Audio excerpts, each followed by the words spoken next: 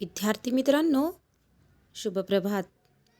मी Simran miss, आपली मराठी विषयाची teacher केटॅक शाळेमधून आपले स्वागत करत आहे. मुलांनो, आज आपण आपल्या मराठीच्या तासिकेला व्याकरणाच्या पाठाचा अभ्यास करणार आहोत. पाठाचे नाव आहे केवळ प्रयोगी अवयव. केवळ प्रयोगी अवयव म्हणजे काय आणि त्याचा आपण आपल्या पाठ्यपुस्तकामध्ये कसा वापर करतो याची थोडक्यात माहिती आपण पाहूया. चला मग आपण आपल्या पाठाला सुरुवात करूया. सर्वप्रथम आपण पाहूया केवळ प्रयोगी अवयव म्हणजे काय, त्याची व्याख्या आपण सर्वप्रथम पाहूया. आपल्या मनातील दुःख, आश्चर्य, आनंद इत्यादी भावना व्यक्त करणाऱ्या अविकारी शब्दांना केवळ प्रयोगी अवयव असे म्हणतात. मुलांनो, व्याख्या मी पुन्हा एकदा वाचून दाखविते. आपल्या मनातील दुःख, आश्चर्य, आनंद इत्यादी भावना आपण जेव्हा व्यक्त करतो आणि ती भावना व्यक्त करताना ज्या अविकारी शब्दांचा आपण वापर करतो त्या अविकारी शब्दांना काय म्हणतात, तर केवळ प्रयोगी अवयव असे म्हणतात. उदाहरणार्थ आहा, आबब, शी, वाह वाह, छट, ठीक. म्हणजे आपल्या तोंडातून अचानक जे शब्द बाहेर पडतात त्या शब्दांना केवळ प्रयोगी अवयव असे म्हणतात. जसं खूप आपल्याला दुःख झालं आणि त्या दुःखामध्ये आपण दुःख व्यक्त करण्यासाठी ज्या शब्दाचा वापर करतो त्याला केवळ प्रयोगी अवयव असे म्हणतात. तसंच खूप आश्चर्य वाटलं, खूप आनंद झाला, तर या भावना व्यक्त करण्यासाठी आपण कोणते शब्द वापरतो, त्या शब्दांना केवळ प्रयोगी अवयव असे म्हणतात. आता केवळ प्रयोगी अवयवाची उदाहरणे आहेत. सर्वप्रथम ते उदाहरणे कोणती आहेत हे आपण पाहूया. हर्षदर्शक केवळ प्रयोगी अवयव. दुसरा प्रकार आहे शोकदर्शक केवळ प्रयोगी अवयव. तिसरा आहे आश्चर्यदर्शक. चौथा आहे प्रशंसादर्शक. पाचवा प्रकार आहे संमतीदर्शक. सहावा प्रकार आहे विरोधदर्शक. सातवा प्रकार आहे तिरस्कारदर्शक. आठवा प्रकार आहे संबोधदर्शक आणि नववा प्रकार आहे मौनदर्शक. हे केवळ प्रयोगी अवयवाचे काय आहेत, उदाहरणे आहेत. तर आपण सर्वप्रथम हर्षदर्शक केवळ प्रयोगी अवयव म्हणजे काय याची व्याख्या आणि उदाहरणे पाहूया. हर्षदर्शक केवळ प्रयोगी अवयव म्हणजे काय, तर ज्या केवळ प्रयोगी अवयवातून हर्ष म्हणजेच आनंदाची भावना व्यक्त होते त्या अवयवास हर्षदर्शक केवळ प्रयोगी अवयव असे म्हणतात. हर्षदर्शक म्हणजे काय मुलांनो, तर ज्या केवळ प्रयोगी अवयवातून आपल्याला हर्ष म्हणजे आनंद, आपल्याला खूप आनंद झालेला आहे हे व्यक्त करण्यासाठी ज्या वाक्यांचा वापर करतो त्यांना हर्षदर्शक केवळ प्रयोगी अवयव असे म्हणतात. उदाहरणार्थ आहा, किती रम्य देखावा आहे. म्हणजे देखावा आपल्याला खूप आवडला आहे आणि देखावा पाहून आपल्याला काय झालेला आहे, खूप आनंद झालेला आहे. त्यावेळेस आपण आहा या शब्दाचा वापर करतो. तो आहा हा हे शब्द काय झालं, हर्षदर्शक केवळ प्रयोगी अवयव होते. दुसरा प्रकार आहे वा वा, असेच यश मिळव. म्हणजे आपल्या मुलाला परीक्षेमध्ये खूप मार्क्स मिळाले तेव्हा त्याची आई त्याला सांगत आहे की वा वा, असेच यश तू मिळवत राहा. म्हणजे आईला खूप आनंद झालेला आहे. तर तो आनंद व्यक्त करण्यासाठी आईने कोणता शब्द वापरला, वा वा हा शब्द वापरला. म्हणजेच हर्षदर्शक केवळ प्रयोगी अवयवाची उदाहरणे आहेत वा, आहा, वा वा, अहो.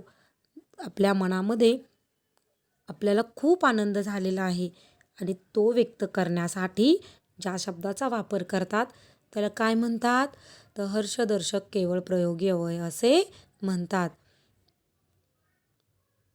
आता आपण यामधील प्रकार दुसरा आहे शोकदर्शक केवळ प्रयोगी अवयव. शोकदर्शक केवळ प्रयोगी अवयव म्हणजे काय? तर ज्या केवळ प्रयोगी अवयवातून शोक म्हणजेच दुःखाची भावना व्यक्त होते, त्या अवयवास शोकदर्शक केवळ प्रयोगी अवयव असे म्हणतात.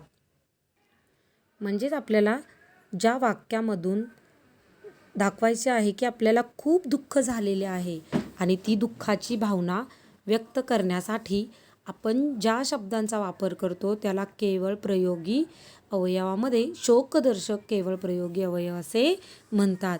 उदाहरणार्थ, अरे रे खूप मोठा अपघात झाला, म्हणजे अपघात पाहून आपल्याला दुःख झालेले आहे, खूप दुःख झालेले आहे, शोक झालेला आहे, बरोबर आहे की नाही? त्यामुळे इथं कोणतं वाक्य वापरतो रे आपण? अरे रे खूप मोठा अपघात झाला, अरे रे खूप वाईट झालं त्याच्याबद्दल, असे वाक्य आपण वापरतो. उदाहरणार्थ, आई ग खूप वेदना होत आहेत, म्हणजे तुम्हाला लागलेलं आहे आणि खूप वेदना होत आहेत, तर ते व्यक्त करण्यासाठी आपण कोणत्या शब्दाचा वापर करू? आई ग खूप वेदना होत आहेत. तसंच आई ग, हाय, हाय हाय, ही जी वाक्य आहेत ती शोकदर्शक केवळ प्रयोगी अवयवाची वाक्य आहेत. आता आपण प्रकार तिसरा पाहूया. प्रकार तिसरा आहे आश्चर्यदर्शक केवळ प्रयोगी अवयव. म्हणजे ज्या केवळ प्रयोगी अवयवातून आश्चर्याची भावना व्यक्त होते, त्या अवयवास आश्चर्यदर्शक केवळ प्रयोगी अवयव असे म्हणतात. जसं अबब केवढी ही आग, म्हणजे आग पाहून आपल्याला काय होत आहे, इथं आश्चर्य होत आहे. तेव्हा आपल्या मनामधील आश्चर्य व्यक्त करण्यासाठी आपण ज्या शब्दांचा वापर करतो त्या शब्दांना आश्चर्यदर्शक केवळ प्रयोगी अवयव असे म्हणतात. म्हणजे समोर आपल्याला मोठी आग दिसली आहे, तर आपल्या तोंडातून अचानक जे शब्द बाहेर पडतो तो कोणता पडेल? अबब केवढी ही आग आहे, बरोबर आहे की नाही? तर दुसरं वाक्य आहे अरेच्चा. उदाहरण दुसरं आहे अरेच्चा हे कसे काय केलेस? म्हणजे एखाद्याने एखादं गणित सोडवलं किंवा जे अवघड काम आहे ते पूर्ण केलं, तर आपल्याला काय होणार आहे? त्याबद्दल आश्चर्य वाटणार आहे. तेव्हा ते पाहून आपल्या तोंडातून जे उद्गार बाहेर येतात कोणते असतील ते? अरेच्चा हे कसे काय केलेस तू, बरोबर आहे की नाही? म्हणजे आपल्याला इथं काय होत आहे? खूप आश्चर्य वाटत आहे. त्यावेळेस जे आपल्या तोंडातून जे उद्गार बाहेर येतात आश्चर्याचे, त्यांना आश्चर्यदर्शक केवळ प्रयोगी अवयव असे म्हणतात. उदाहरणार्थ, ओहो, अबब, आहा, ओ इत्यादी. आता आपण केवळ प्रयोगी अवयवाचा प्रकार चौथा पाहूया. प्रकार चौथा आहे प्रशंसादर्शक केवळ प्रयोगी अवयव. म्हणजेच ज्या केवळ प्रयोगी अवयवातून प्रशंसा म्हणजेच स्तुतीची भावना व्यक्त होते, त्या अवयवास प्रशंसादर्शक केवळ प्रयोगी अवयव असे म्हणतात. म्हणजे आपल्या वाक्यामधून, आपल्या उद्गारामधून एखाद्याची प्रशंसा म्हणजे स्तुती करायचे आपली भावना व्यक्त होते, त्याची उदाहरणे आहेत छान, किती सुंदर चित्र काढले आहे. म्हणजे इथे काय करायचे आहे? आपल्याला समोरच्याची स्तुती करायची आहे. त्याने चित्र खूप छान काढलेले आहे, तर त्याची स्तुती करायला पाहिजे की नाही? मग त्या स्तुतीसाठी आपण कोणता शब्द वापरतो? छान, किती छान चित्र काढले तू, म्हणतो की नाही? म्हणजेच इथं त्याची प्रशंसा, स्तुती केली आहे. त्यावेळेस ती जी स्तुती आपण दर्शवितो तेव्हा ज्या शब्दांचा वापर करतो त्याला प्रशंसादर्शक केवळ प्रयोगी अवयव असे म्हणतात. दुसरं उदाहरण आहे वा वा, चांगले काम केलेस. म्हणजे एखाद्याचं इथं काय करत आहे आपण? त्याने केलेल्या कामाबद्दल त्याची स्तुती करत आहे, त्याचं कौतुक करत आहे, बरोबर आहे की नाही? तर त्याची उदाहरणे आहेत भले, शाबास, ठीक, वा, छान, वा वा. ही प्रशंसादर्शक केवळ प्रयोगी अवयवाची काय आहेत? उदाहरणे आहेत. आपण प्रकार पाचवा पाहूया. प्रकार पाचवा आहे संमतीदर्शक केवळ प्रयोगी अवयव. त्याची व्याख्या आहे ज्या केवळ प्रयोगी अवयवातून संमतीची भावना व्यक्त होते, त्या अवयवास संमतीदर्शक केवळ प्रयोगी अवयव असे म्हणतात. म्हणजे एखाद्या कार्याबद्दल, एखाद्या कामाबद्दल संमती आपण जेव्हा व्यक्त करतो, संमतीची भावना व्यक्त करतो आणि ती भावना ज्या शब्दामधून आपण व्यक्त करतो त्याला संमतीदर्शक केवळ प्रयोगी अव्यय असे म्हणतात. म्हणजे असे शब्द आपल्या समोर दिसले तर त्यावेळी आपली त्याच्यातून संमती आहे एखाद्या कामाबद्दल, एखाद्या कार्याबद्दल, एखाद्या वाक्याबद्दल. तर आपण जे वाक्य आपण बोलतो त्याला संमतीदर्शक केवळ प्रयोगी अव्यय असे म्हणतात. उदाहरणार्थ, अच्छा तू जाऊ शकतोस, ठीक उद्या नक्की घेऊन ये. म्हणजे इथं आपली काय आहे, संमती आहे. अच्छा ठीक आहे तू जाऊ शकतोस. म्हणजे अच्छा हे काय झालं, संमतीदर्शक केवळ प्रयोगी अवयवाचे उदाहरणे झाले. बरोबर आहे की नाही. ठीक आहे उद्या नक्की घेऊन ये. म्हणजे ठीक हे काय झालं, संमतीदर्शक केवळ प्रयोगी अव्यय. इथं माझी काय आहे, तुला संमती आहे की तू जाऊ शकतोस. अच्छा तू जाऊ शकतोस. ठीक आहे तू उद्या घेऊन ये. म्हणजे इथं या वाक्यामधून आपली काय दर्शविते, संमती दर्शविते. त्यामुळे यांना संमतीदर्शक केवळ प्रयोगी अव्यय असे म्हणतात. जसं उदाहरणार्थ, जी हा बरं आहे इत्यादी केवळ संमतीदर्शक केवळ प्रयोगी अव्ययाची काय आहेत, उदाहरणे आहेत. आता आपण प्रकार 6 पाहूया. 6 प्रकार आहे विरोधदर्शक केवळ प्रयोगी अव्यय. म्हणजेच ज्या केवळ प्रयोगी अव्ययातून विरोधाची भावना व्यक्त होते त्या अव्ययास विरोधीदर्शक केवळ प्रयोगी अव्यय असे म्हणतात. म्हणजे आपल्याला तिथं विरोध करायचा आहे, हे मला नको आहे, हे बरोबर नाही, योग्य ही जी गोष्ट करत आहे ही योग्य नाही आहे, याला माझा काय आहे, विरोध आहे. तेव्हा विरोधदर्शक विरोध दाखवण्याची भावना व्यक्त करते त्यावेळेस त्यांना विरोधदर्शक केवळ प्रयोगी अव्यय असे म्हणतात. जसंच उदाहरणे आहे त्याची, छे असे करू नको, ही गोष्ट वाईट आहे, ही गोष्ट करू नको. इथं माझा काय आहे, विरोध आहे. तर छे हे वाक्य कोणत्या प्रकारात येऊ शकतं, विरोधीदर्शक केवळ प्रयोगी अव्यय. कारण या वाक्यामध्ये काय दर्शवत आहे, विरोधाची भावना दर्शवत आहे. विरोधाची भावना इथं काय होत आहे, व्यक्त होत आहे. त्यामुळे छे हे विरोधदर्शक केवळ प्रयोगी अव्यय होते. काहीतरीच बोलतेस रे, म्हणजे तू जे बोलत आहे ही योग्य नाही, याला माझा विरोध आहे.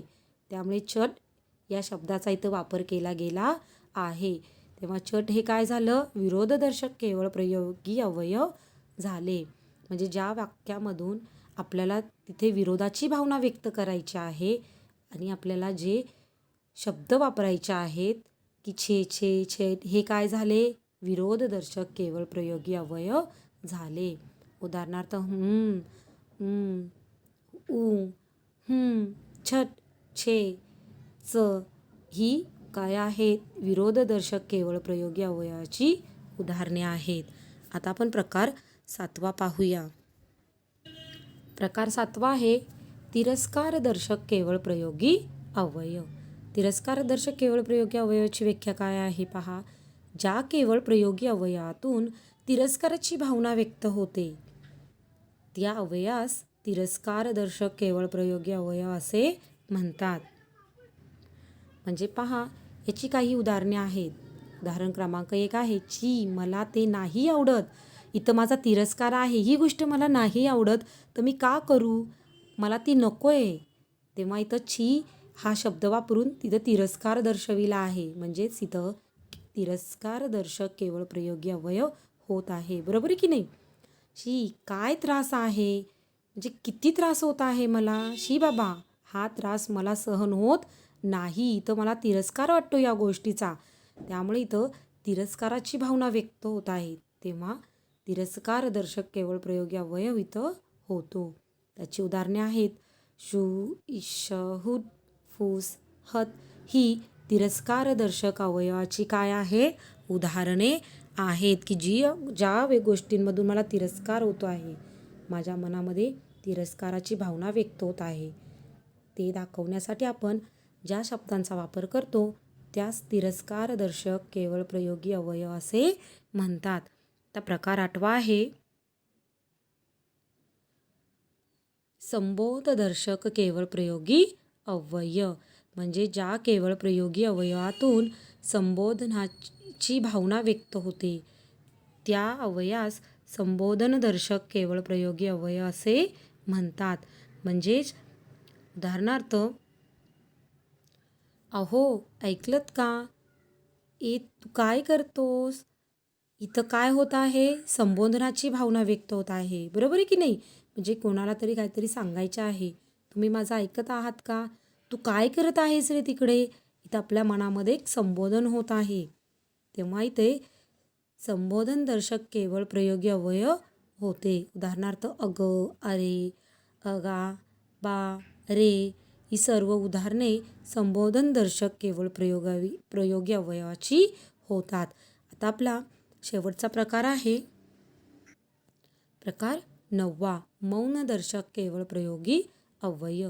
ज्या केवळ प्रयोगी अवयवातून मौनाची म्हणजेच शांत राहण्याबद्दलची भावना व्यक्त होते त्या अवयवास मौनदर्शक केवळ प्रयोगी अव्यय असे म्हणतात. म्हणजे की आपल्याला इथं काही बोलायचंच नाही, शांत राहायचं आहे. तेव्हा इथे मौनदर्शक दाखवताना चूप, जास्त बोलायचे नाही. आता तू शांत बस, मौन धारण कर. इथं तू काहीही शब्द वापरू नकोस. म्हणजेच इथं मौन दाखवायचं आहे. मग तेव्हा चूप या शब्दाचा इथं काय केला आहे? वापर केला गेला आहे. म्हणून इथं मौनदर्शक केवळ प्रयोगी अव्यय होते. गप, सांगते ते ऐक. म्हणजे तू काही बोलू नको. आता मी जे सांगत आहे ते तू फक्त ऐक. म्हणजे आपल्या मनामध्ये शांत राहण्याबद्दलची, या एखाद्या व्यक्तीला शांत करण्याची जी भावना असते ती व्यक्त करण्यासाठी ज्या अव्ययाचा वापर करतात त्याला मौनदर्शक केवळ प्रयोगी अव्यय असे म्हणतात. आणि त्याची उदाहरणे आहेत चुपचाप, गपचूप इत्यादी. म्हणजेच मुलांनो, आपण केवळ प्रयोगी अवयवाचा आता अभ्यास केला. यामधून आपल्याला काय दर्शवितं की आपल्या मनामधून ज्या आपल्याला भावना व्यक्त करायच्या आहेत, आपल्या मनामध्ये दुःख, सुख, आनंद, आश्चर्य या सर्व भावना ज्या व्यक्त करायच्या आहेत, त्या भावना व्यक्त करण्यासाठी आपण ज्या शब्दांचा वापर करतो त्याला केवळ प्रयोगी अव्यय असे म्हणतात. आणि त्याची उदाहरणे त्याच प्रकारे, म्हणजे आनंद दाखवायचा असेल, दुःख दाखवायचं असेल, तर मौन धारण करायचं असेल, तर प्रत्येक गोष्टीला वेगवेगळे काय आहेत? शब्द आहेत आणि वेगवेगळ्या भावना आहेत. तेव्हा ते व्यक्त करण्यासाठी ज्या शब्दांचा वापर करतो त्याला केवळ प्रयोगी अवयव असे म्हणतात. इथं आपला पाठ पूर्ण होत आहे. मी तुम्हाला काही उदाहरणे दाखविते. खालील काही उदाहरणे आहेत. खालील वाक्यातील केवळ प्रयोगी अवयवाचे प्रकार ओळखा. म्हणजे तुम्हाला मी काही उदाहरणे देत आहे आणि त्या उदाहरण कोणत्या केवळ प्रयोगी अवयवातले आहे हे पहा. चुपचाप, मी सांगन ते लक्षात ठेव. म्हणजे इथं कोणता केवळ प्रयोगी अवयव होतो? मौनदर्शक केवळ प्रयोगी अवयव होतो. बरोबर की नाही? दुसरं उदाहरण आहे जी हा, मी नक्की येईन. इथं संमती दाखवत आहे. बरोबर आहे की नाही? या वाक्यामध्ये मी नक्की येईन, माझी याला संमती आहे. म्हणजेच हे संमतीदर्शक केवळ प्रयोगी अवयव आहे. ओहो, असे घडले का? म्हणजे इथं काय दाखवत आहे? आश्चर्य दाखवत आहे. बरोबर आहे की नाही? म्हणजेच हे आश्चर्यदर्शक केवळ प्रयोगी अवयव झाले. शू, काय उच्छाद मांडलाय? शी बाबा, म्हणजे इथं काय होत आहे? आपल्याला या वाक्यामध्ये तिरस्कार होत आहे. त्यामुळे इथं तिरस्कारदर्शक केवळ प्रयोगी अवयव होतो. तर पुढे आहे वा वा, ऐकून बरे वाटले. म्हणजे इथं खूप आनंद होत आहे, छान वाटत आहे. त्यामुळे ते हर्षदर्शक केवळ प्रयोगी अवयव होतो. छे, मला हे पटत नाही, मला हे आवडत नाही आहे. म्हणजे इथं विरोधदर्शक केवळ प्रयोगी अवयव आहे. शाब्बास, चांगला खेळलास. इथं तो मुलगा चांगला खेळला आहे तेव्हा त्याचं कौतुक करायचे आहे. म्हणजेच प्रशंसादर्शक केवळ प्रयोगी अवयव आहे हे. हाई, काय दुर्दशा झाली आहे.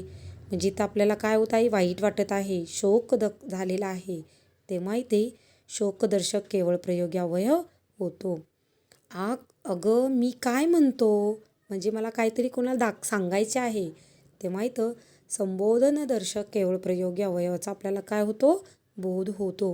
पहा मुलांनो, आपण केवळ प्रयोगी अवयव म्हणजे काय आणि त्याची काही उदाहरणे पाहिली तर याचा व्यवस्थित अभ्यास करा आणि अजून काही उदाहरणे मिळाली तर ते तुम्ही सोडवा. याचबरोबर मी तुम्हाला काही उदाहरणे देणार आहे, तर ती तुमच्या वहीमध्ये तुम्ही सोडवायची आहेत. जर काही समजलं नाही तर ते तुम्ही मला विचारा.